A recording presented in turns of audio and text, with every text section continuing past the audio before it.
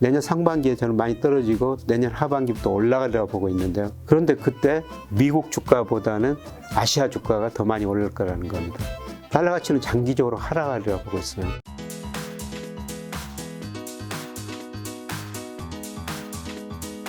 아까 전에 말씀하신 자산 가격 거품이 붕괴될 시기를 예. 아까 내년 상반기를 뭐 안 좋게 보신다고. 예. 네. 그러니까 단기적으로 좋게 보는데요. 지금 모든 자산 가격에 거품이 발생했다 붕괴되거든요. 네네. 미국이 돈을 너무 많이 풀었기 때문이죠. 네. 근데 채권 시장에서는 거품이 발생했다 거의 붕괴된 것 같습니다. 네. 예, 미국과 국제 수익률이 작년 2월 달에 10년짜리가 0.53%까지 떨어졌어요. 네. 근데 최근에 3.1%까지 올랐다가 지금 2.78%까지 올라가는데요. 채권 시장에서는 거의 거품이 붕괴되고요. 네. 예, 지금 주식 시장에서 거품이 생겼다가 붕괴되는 과정이라고 보고 있습니다. 그래서 나스닥 지수 30%, S&P 500이 고점에서 한 20% 떨어졌지만은 예, 저는 많이 떨어져 약간 반등을 하지만은 내년 상반기에는 미국 경제가 침체에 빠지면서 네. 한 번 더 떨어지라고 보고 있고요. 그런데 제가 지금 가장 우려하는 게 집값이에요. 아, 집값이요? 예. 교수님 모든 6년에 자산이 지금 폭락을 얘기하시는. 예. 지금 채권 시장 폭락했죠? 그다음에 주식 시장 폭락했죠? 네네. 이게 저 부동산 시장이 폭락해야지 이번 순환 사이클에서 끝인 것 같습니다. 그래서 부동산 가격이 많이 떨어졌다. 네네. 그때 우리가 적극적으로 주식을 먼저 사시는 게 좋을 것 같습니다. 네, 지금은 채권 사시고요. 부동산 가격이 본격적으로 많이 떨어졌다. 네. 그런 이야기들이 많이 나올 때 네, 그때 주식을 사시는 게 좋을 것 같습니다. 아, 부동산 지금 사실 너무 많아서 지금 여쭤보고 싶지만 좀 이따 파트가 따로 있으니까 예. 좀 이따 심층 질문 다시 하도록 하고요. 그러면 이제 경기 수축 국면에서는 예. 우리가 좀 어떤 주식을 사야 될까 아니면 뭐 사지 말아야 되는 걸까요? 어떻게 될까요? 경기 수축 들어가면 주식 비중을 전체적으로 과감히 낮추는 게 좋죠. 네, 그래서 작년 하반기부터 제가 선행지수 순환변동치가 7월부터 하락이기 때문에 저 주식 비중 많이 줄여야 됩니다. 이런 말씀을 들었었습니다. 그런데 이 경기 수축 국면이 이제서 시작돼요. 그 경기를 판단할 때 제일 중요한 지표가 통계청에서 동행지수 순환변동치라는 걸 발표하거든요. 네. 근데 이게 2020년 5월을 저점으로 올 2월까지 오르다가 3월부터 이제 꺾이기 시작했어요. 근데 이게 한 번 꺾이면은 과거 11번 순환이 있었는데요. 평균 19개월 꺾였거든요. 이제 시작이라는 것이죠. 꺾이면 계속 어느 정도 지속되는 거군요. 예, 최소한 1년 이상은 지속됩니다. 그러니까 지금은 경기 수축 국면입니다. 네. 예, 그래서 이런 국면에서는 주식 비중을 우선 전체적으로 줄이는 게 좋고요. 네. 예, 저는 이제 채권 비중을 지금 많이 늘리라고 그렇게 권유를 하고 있습니다. 한국은행이 금리를 올렸습니다만은 우리나라 채권 수익률은 별로 안 오르고 있거든요. 네. 특히 10년 국제 수익률은 그거는 미래 경제성, 미래 경기 물가를 반영해요. 네. 저는 내년 경제 성장률 물가가 올해보다 많이 낮아질 걸로 보기 때문에 채권 수익률은 떨어지리라고 보고 있습니다. 그러면 채권 가격이 오르거든요. 지금은 주식 비중 과감히 줄이시고 채권 비중을 많이 늘리실 때다. 그냥 이미 그렇게 하셨어야 했는데요. 네, 그럼에도 불구하고 우리가 뭐 일정 부분 주식 투자할 수밖에 없죠. 그렇죠, 그렇죠. 이럴 때는 경기 선행지수가 하락할 때 제일 둔감한 게 통신이나 통신, 전기가스거든요. 전기가스 왜요? 네. 이것들은 우리가 필수 소비재니까요. 아, 그렇죠. 안 쓸 수는 없죠. 안 쓸 수 없죠. 네. 네.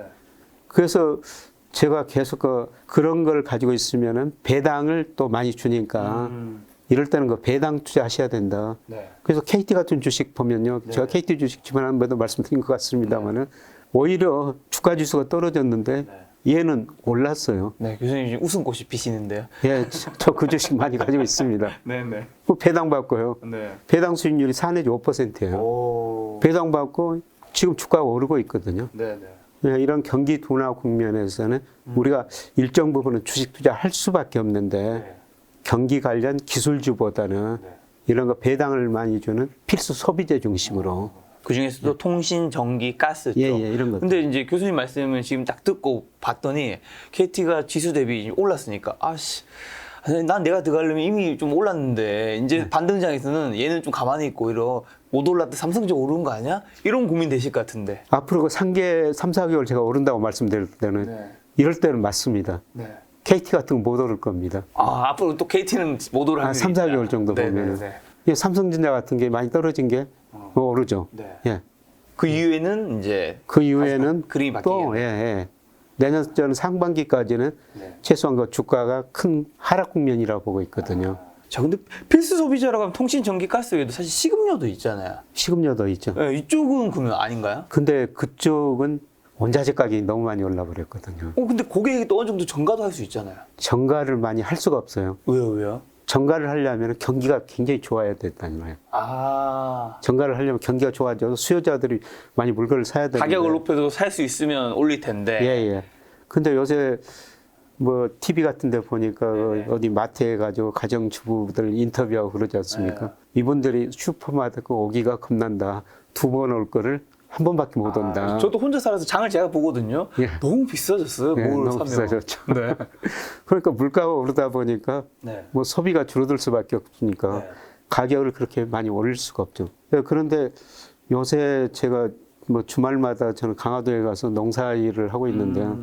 올해 2가지 특징이 나타나고 있습니다. 첫 번째, 꿀벌이 없어졌어요. 이게 뭐 되게 중요한 건가요? 굉장히 중요하죠. 왜요?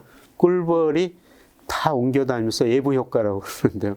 네. 열매를 맺게 해줘요. 수분을 옮기면서. 네. 근데 꿀벌이 없다 보니까 저희 앵두, 사과, 복숭아 네.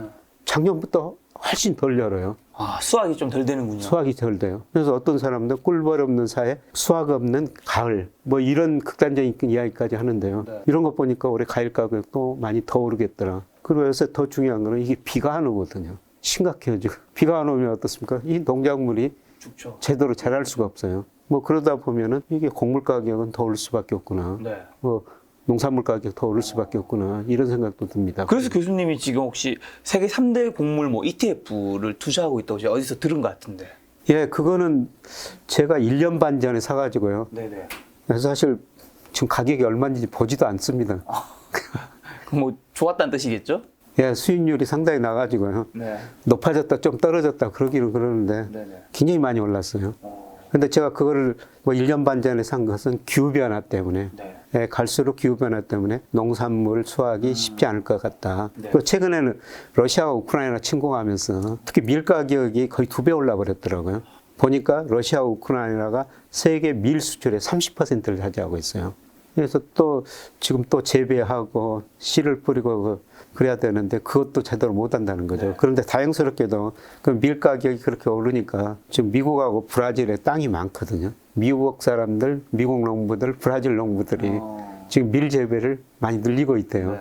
그래서 제 생각보다 안 오를 수는 있습니다만 저는 이런 것들은 장기적으로 오르리라 보고 있습니다. 네. 지금 이 시점에서 만약에 이제 교수님은 그 곡물 ETF를 좀 정리하셨나 아니면 그대로 보유하고 계신가요? 너무 이제 러시아 전쟁 때문에 급등해가지고는 네. 40% 줄였어요. 아, 40% 줄이고 60%는 60%는 예, 그대로 가지고 있고. 네. 저는 여기서 더 떨어지면은 다시 그 40% 줄인 거를 다시 살려고 기다리고 있습니다. 아, 여기서 더 떨어지게 되면 이제 예. 사기 좋은 가격대 되는 예. 거니까. 예. 투자자분들 참고하셔서 좀 그런 걸 반영해서 투자해도 뭐 어차피 이건 뭐 글로벌 ETF니까. 예. 근데 그거는 제 투자 방식이니까요. 근데 저는 늘 그 투자자한테 말씀드리는 게 네. 누구 말도 듣지 마라. 예, 제 말도 듣지 마시고요. 네네. 자기가 잘하는 것만 투자하십시오. 그러니까 제가 곡물 ETF나 뭐 전기차 ETF 그건 많이 올랐다 떨어졌는데요. 예, 그거는 저는 거시경제의 흐름을 공부하거든요. 그래서 장기적인 흐름에 따라 가지고 예, 그런 걸 삽니다. 예, 그리고 그런 걸 사면은 대부분 그 단기적인 가격 변동에는 그렇게 민감하지 않고요. 그냥 장기적으로 보유하거든요. 그러다 보니까 많이 올랐다가 특히 그 전기차 ETF, 중국 전기차 ETF는 사고 나서 한 2배 오르더라고요. 네네. 근데 지금 많이 또 떨어졌어요. 그럼 전기차 말씀해 주셔서 그런데 전기차와 함께 조금 장기 투자할 만한 주식은 좀 어떤 게 있을까요? 예, 저는 지금도 전기차 ETF라고 그렇게 생각하고 있고요. 뭐 전기차 ETF라면 뭐 한국에 있는 거, 미국에 있는 거, 예, 중국에 있는 거 특히 어느- 중국 ETF. 아, 예. 중국이요. 예, 왜냐하면은 중국이 전기차 시장 점유율이 세계에서 지금 제일 빨리 올라가거든요. 뭐 애널리스트 전기차 침투율이라고 그러던데요. 네. 그냥 전체 자동차에서 전기차가 몇 퍼센트를 차지하느냐. 중국이 20% 넘었더라고요. 세계 평균은 한 10% 약간 넘고 있는데 아, 20%요? 네, 중국은 20%가 넘었어요. 아니 근데 중국은 왜 이렇게 빠르게 전기차로 갈 수 있는 거죠? 그게 정부의 힘이 강하죠. 중국은 정부의 힘이 굉장히 강하지 않습니까? 전기차에- 정부가 해. 그러면 뭐 회사들도 따라갈 수가 아, 없는 거죠. 상하이 봉쇄해 하고 네, 상하이 봉쇄하고 뭐. 봉쇄하고. 네. 그래서 중국의 전기차 ETF, 전기차 시장이 굉장히 빠른 속도로 확대되더라고요. 그게 아마 2020년 11월에 10,000원에 상장이 됐었어요. 네. 저는 기다리다 상장되자마자 그날 샀거든요. 네. 근데 이게 2만 원 넘다가 지금 뭐 13,000 얼마 또 많이 떨어졌어요. 네. 근데 이런 걸 가지고 있어도 저는 걱정이 안 돼요. 장기적으로 올라갈 것이다. 장기적으로는. 예, 올라갈 것이다. 근데 이게 우리가 중국 주식 하면 사람들이 굉장히 불안감을 많이 가지잖아요. 근데 개별 종목이 아닌 ETF라서 그 불안감을 적게 생각해도 되는 건가요? 그렇죠. 개별 종목 사면은요, 참 중국 기업이 정부가 언제든지 기업을 규제할 수가 있거든요. 얼마 전에 영국의 디 이코노미스트 보니까 중국은 그 하이브리드 캐피탈리즘이라고 이렇게 표현해 놨더라고요. 우리가 하이브리드 자동차 차면은 뭐 연료도 가고 전기로도 가고 중국 정부가 마음껏 그 규제를 할 수가 있다는 거죠. 그래서 저는 중국은 개별 기업 사는 것보다 펀드나 ETF로 조금 간접 투자하시는 게 좋겠다 그런 생각이 듭니다. 그러면 이제 미국으로 넘어가서 미국의 기술주들이 사실은 일단 정가 비교하면 굉장히 저렴해진 건 사실이잖아요. 예. 지금은 좀 뭐 좀 사도 되는지 아니면 아직까지 미국의 거품은 덜 빠진 건지 어떻게 보세요? 저는 거품이 덜 빠진 것 같아요. 아, 한국은 다 빠졌는데 일단 현재 시점에서는. 예. 근데 지금 뭐 S&P 500 기준으로 예, 제가 미국의 산업생산, 소매, 판매, 고용, 그다음에 유동성 M2까지 포함해가지고 예, 적정 주가 추정해 보니까 지금 현재 한 3,900 정도 나오거든요. 그러니까 S&P 500이 최근에 3,900도 일시적으로 깨지기는 깨졌었어요. 예, 그런데 이제 주가라는 건 뭐냐면은 오를 때는 펀더멘탈 가대평가하지만은 떨어질 때는 상당히 오랫동안 가소평가 국면에 있어요. 지금 적정 수준에 왔으니까 뭐 우리나라 주가 한 몇 개월 오를 거라 말씀드렸습니다만 방향은 같아요. 미국 주가도 좀 오를 거거든요. 예, 그런데 펀더멘탈을 가소평가하는 국면이 앞으로 남아있다. 예, 그거는 미국 거 주택가격이 떨어지면서 소비가 더 위축되면서 미국 경제가 마이너스 성장할 수도 있다. 내년에. 내년 연간 전체적으로 보면요. 뭐 그걸 한번 반영하는 시점이 남아있다고 보고 있습니다. 아, 여기서도 또 주택 가격이 예. 붕괴되는군요. 예. 그래서 미국 기술주가 뭐 나스닥 지수가 한 30% 떨어졌고요. 나스닥을 구성하는 대부분의 종목들 보니까 거의 뭐 절반 정도가 50% 이상 떨어졌더라고요. 그래서 심각한 거품이 발생했다가 붕괴되는 과정이죠. 그런데 거품이 붕괴될 때는 항상 경착륙 한다는 거죠. 저는 자산 가격에 연착륙을 본 적이 없어요. 연착륙이라는 것은 자산 가격이 지나치게 올랐다가 펀더멘탈 접근했다가 다시 올라간대요. 떨어질 때는 펀더멘탈 밑으로 한참 밑으로 가버리거든요. 그래서 흔히들 우리 주식시장에서 지하 1층인 줄 알았는데 지하 2층, 3층, 4층이 있더라. 이게 경착륙이에요. 그렇죠. 그런 과정이 앞으로 남아있다는 거죠. 근데 자산 가격이 떨어질 때는 왜 연착륙은 없고 경착륙만 있는 건가요? 심리 때문에 그런 것 같아요. 오를 때는 우리가 한없이 오를 것 같아가지고 우리가 사실 네덜란드 그 튤립 거품, 그 다음에 남해사 거품, 이거 이성으로는 생각할 수가 없는 거예요. 그런데 심리죠. 그래서 내가 사가지고 더 비싸게 팔 수가 있다. 그래서 계속 그 가대평가된 줄 알고 샀는데 어느 날 이제 꺼지기 시작하고요. 떨어질 때는 늘 더 떨어질 것 같은 느낌이 들거든요. 심리가 악화되니까 뭐 적정 수준을 항상 가소평가하는 것 같아요. 공포 심리가 발동해서. 공포 심리. 예. 뭐 그런 때 이제 우리가 주식을 살 텐데요. 그런 시기는 아직은 안 온 것 같습니다. 자, 그러면 이머지 마켓이 좀 와서 한국 말고 뭐 신흥국은 좀 투자해도 될까요? 어떻게 보세요? 그러니까 세계 주가는 방향은 거의 같거든요. 뭐 미국 주가 떨어질 때 우리 주가도 떨어지고 중국 주가도 떨어지고 베트남, 인도네시아 주가도 떨어진대요. 그런데 이게 올라갈 때 내년 상반기에 저는 많이 떨어지고 내년 하반기부터 올라가리라고 보고 있는데요. 내년 하반기에 올라가는군요. 예. 생각하시는 거예요? 예. 그런데 그때 미국 주가보다는 아시아 주가가 더 많이 오를 거라는 겁니다. 중국일 수도 있고 인도, 인도네시아, 베트남 같은 이런 주가들이 더 올라가리라고 보고 있거든요. 네, 저는 세계 그 소비축이 미국에서 아시아 쪽으로 이전되는 과정이라고 보고 있어요. 그러니까 전체적으로 저는 우리 수출이 뭐 세계적인 경제학자들이 한국 경제, 세계 경제 풍향계라고 그러는데요. 우리가 전 세계로 수출하거든요. 우리 수출 보면은 세계 경제 어디가 좋은지 알 수가 있어요. 우리 수출 중에서 장기적으로 미국 비중 축소, EU 비중 축소, 그동안 중국 비중이 많이 올랐는데요. 중국은 지금 정체고 특히 아세안 비중이 굉장히 빠른 속도로 올라오고 있습니다. 예를 들어서 2000년에 우리 수출 중 아세안 비중이 한 11% 됐는데요. 올 4월까지 통계 보니까 19%까지 늘어났어요. 이쪽이 굉장히 빨리 성장하는 나라라는 거죠. 그래서 이쪽이 앞으로 주가도 뭐 5년, 10년 보면은 미국보다도 훨씬 더 많이 오를 것이다. 장기적으로 이제 세계 소비축이 미국에서 아시아로 이전한다는 건데 예. 그 뜻은 미국의 성장이 조금 주춤한다는 뜻인 건가요? 어떻게 봐요? 주춤할 뿐만 아니라 네네. 세계 평균보다 낮은 성장을 한다는 거죠. 예를 들어서 미국 GDP가 세계에서 차지하는 비 2000년에 32%였어요. 예, 그리고 IT 거품이 붕괴되고 한 22%까지 떨어졌다가 작년에 뭐 미국이 경기 부양해가지고 경기가 좋아지니까 24%까지 올라갔거든요. 근데 IMF가 2027년까지 전망을 해놨는데요. 22%대로 떨어지는 걸로 나오고 있습니다. 미국 비중은 그렇게 축소되고요. 예, 대신 중국 비중이 지금 많이 올라가고 있죠. 예를 들어서 2001년 중국이 WTO에 가입하면서 세계경제 편입하거든요. 그때 중국 GDP가 세계에서 차지하는 비중이 한 4% 정도 됐어요. 근데 작년 보니까 18%가 넘었거든요. 그러니까 미국은 22% 떨어지고 중국은 2030년 가면은 중국이 한 23%될 거라는 겁니다. 나중에 중국이 미국을 제치고 넘버 글로벌 원이 될 수도 있는 경제 규모만 해서는. 경제 규모에서는 책에 보니까 뭐 미국 국가부도 이야기도 뭐 나오고 있다고. 예. 국가 부도는 거 미국 정부 부채가 너무 많다. 그런 정부 부채가 많다는 건데요. 2011년 8월에 S&P라는 거 신용평가사가 있지 않습니까? 네네. S&P가 미국 국가 신용등급을 한 단계 떨어뜨렸어요. 그때 글로벌 금융시장 굉장히 큰 혼란을 겪었고요. 뭐 우리 주가도 그 한 달에 거의 20% 떨어졌어요. 뭐 제가 잘 아신 분은 그때 파생상품을 잘못 운용해가지고 한 달에 500억을 잃은 적도 있었거든요. 500억. 예. 근데 그때보다도 미국 정부 부채가 훨씬 더 많이 늘어났고요. 네. 지금 미국 정부 부채가 GDP 대비 130%입니다. 네, 그 다음에 대순 부채라고 그러는데 미국 사람들이 소비를 많이 하다 보니까 지금 수입이 너무 많이 늘어나죠. 네. 그래서 대순 부채가 뭐 작년 말 기준으로 보니까 18조 1000억 달러입니다. 네.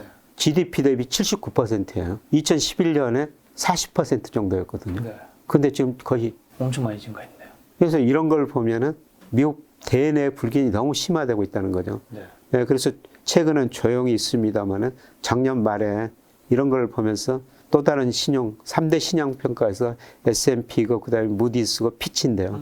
무디스와 피치가 미국 국가 신용 등급을 떨어뜨릴 수 있다. 이렇게 경고를 해놨거든요. 저는 뭐 대부채, 대내 부채가 이렇게 많이 늘어난 것 보면서 피치나 무디스가 국가 신용 등급을 미국 국가 신용을 언제든지 떨어뜨려도 전혀 문제가 아니라고 생각합니다. 그 새로운 금융 강국의 새 주인은 이제 중국이 차지하게 될 확률이 높은 거고. 금융 강국이 되기 위해서는 참 시간이 많이 걸려야 되는데요. 네, 중국이 그동안 잘하는 것은 사실 무역 제조업이었죠. 그렇죠. 근데 중국이 장기적으로 위안화 국제화를 포함한 금융 강국을 추구하는데요. 네. 네, 지금도 금융 강국은 미국이고 앞으로 뭐 5년도 미국일 겁니다. 네, 그런데 미국 역할은 상대적으로 축소되고 네, 중국이 역할이 많이 커질 거라는 겁니다. 그렇게 되면 달러 가치는 좀 장기적으로는 어떻게 되는 걸까요? 달러 가치는 장기적으로 하락하리라고 보고 있어요. 아까 저 미국 대외 불균형이 너무 심화됐다. 네. 달러 가치하고 같이 움직이는 게 세계 경제 차지하는 미국 비중이거든요. 네.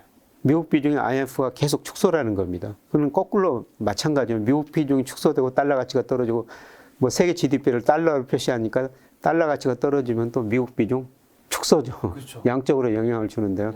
네. 2027년까지 미국 비중 축소라고 전망해 놓은 것 보면은 IMF도 달러 가치 하락이다. 네. 이렇게 전망하고 있고요. 이런 걸 예상해 가지고 세계 그 중앙은행이 외환을 가지면은 달러, 유로, 엔, 그다음에 네. 파운드, 위안화 이런 걸 보유하거든요. 그렇죠. 네, 근데 달러 보유 비중이 2000년에 71%였어요. 세계 중앙은행이 평균적으로 외환을 보일 때 71%를 달러를 보유했다는 거죠.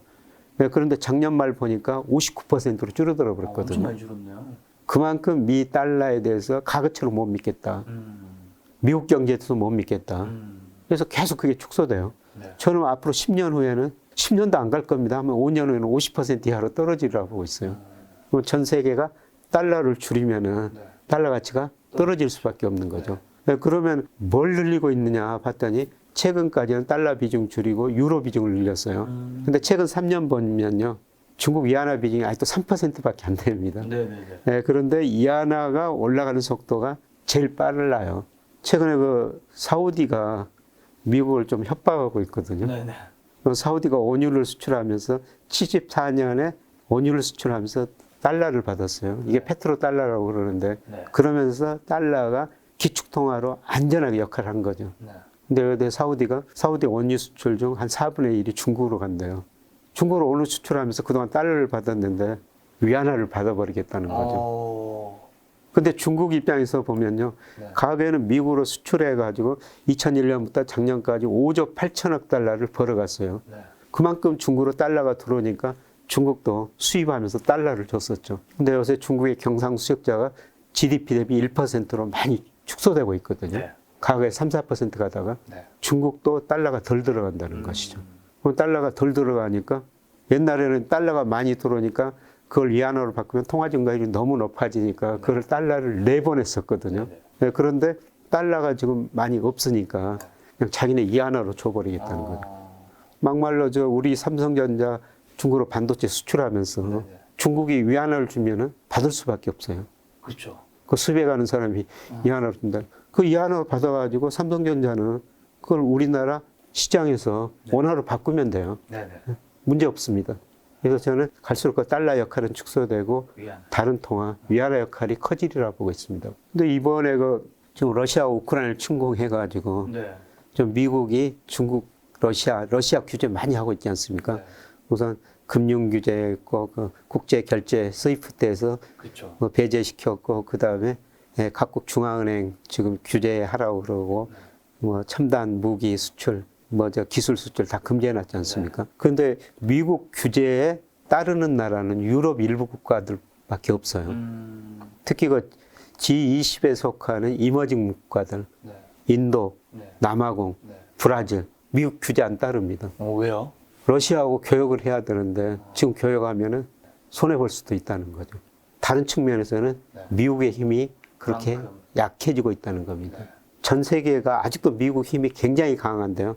과거보다 미국 힘이 축소되고, 저는 전 세계가 그동안 글로벌라이제이션, 미국 중심으로 글로벌라이제이션 했는데요. 다극화 체제로 가는 것 같아요.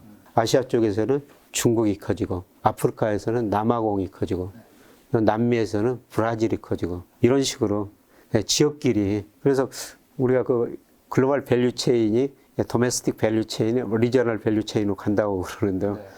그동안 보면은 전 세계가 원자재, 중간재 이런 걸 싸게 조달해가지고 생산해가지고 자유무역을 했거든요. 그렇죠. 그건 코로나를 거치면서 그게 후퇴하고 있다는 겁니다. 그러니까 미국도 바이 아메리칸에 치고 있지 않습니까? 자기들이 생산해가지고 자기들이 소비하자는 거죠. 그런데 지금 미국 무역 적자가 굉장히 많이 늘어나는 거 보면은 미국에서 지금 생산할 수가 없다는 거죠. 미국의 위치가 가거나 지금이나 똑같이 1등인 건 맞지만 지금의 1등 위치는 약간 좀 불안불안한 그런 상태를 가고 있는 거예요. 1등은 맞지만은 2등, 3등들이 많이 따라오고 있다는 겁니다. 2등은 중국인 거 알겠는데 3등은 뭐 어디쯤 될까요, 혹시나? 3등은 뭐 유럽 국가들이고요. 유럽이요. 그래서 요새 미국의 힘이 약하니까 아시아를 견제해야 되고, 그래서 일본을 키우고 있는 거거든요. 그래서 일본 수상이 군사비주 늘리겠다. 사실 세계 패권국가가 되려면은 돈이 많아야 되거든요. 그렇죠. 그런데 미국 재정 적자가 워낙 많이 늘어나니까 여러 나라를 도와줄 능력이 과거보다 줄어든 거예요. 그러다 보니까 이거 중국, 아시아는 견제해야 되겠고 자기들 힘이 조금 딸리니까 지금 일본을 키우고 있는 거거든요. 그래서 저는 일본이 커가는 건 역사적으로 보면은 우리나라한테 별로 안 좋거든요. 근데 지금 일본 얘기하셔서 그런데 교수님께서 최근에 다른 영상 보니까 뭐 달러를 팔고 뭐 엔화를 사고 계신다 이런 얘기 들은 것 같아요. 제가 그거는 국제결제은행에서 실질 실환율을 매달 발표하거든요. 그래서 각국의 적정한율을 계산하는데 달러는 한 25% 지난 4월 기준으로 가대평가됐어요. 엔화는 39% 가소평가됐습니다. 엔화 39%가 국제결제은행이 2000년부터 그 데이터를 발표하는데요. 처음이거든요. 지나치게 엔화가 가소평가됐다는 겁니까? 그런데 이게 이제 적정 수준까지는 못 가더라도 엔화가 계속 저평가가 계속 됐거든요. 한 20% 정도 평균적으로 저평가됐으니까 거기 가려면은 최소한 엔화가 10%는 올라야 된다는 거죠. 그래서 엔달러 환율이 얼마 전에 또 130원 근처까지 가다가 최근은 뭐 126, 117. 그게 다시 저는 100엔 근처로 떨어질 수 있다고 보고 있어요. 그래서 지금은 달러 사시는 게 아니라 사시려면 한을 사신다면은 저는 엔화를 더 사시는 게 좋을 것 같습니다. 그리고 베트남, 뭐 인도 ETF 투자하고 계신 걸로 아는데 예. 이건 뭐 그 국가의 지수에 투자하고 계신 건지 아니면 그 국가 내에서도 중국처럼 뭐 섹터 ETF를 사고 계신 건지. 저는 지수에 투자하고 있습니다. 우리나라에서 네. 자산운용사에서 베트남 대표적인 우량주, 인도 대표적인 우량주로 ETF를 만들어 놨거든요. 네네. 근데 얘들이 작년에는 정말 많이 올랐어요. 네. 근데 올해 들어서 좀 많이 떨어지고 있거든요. 근데 얘들도 저는 그냥 가지고 있습니다. 물론 수익률이 굉장히 낮아졌어요.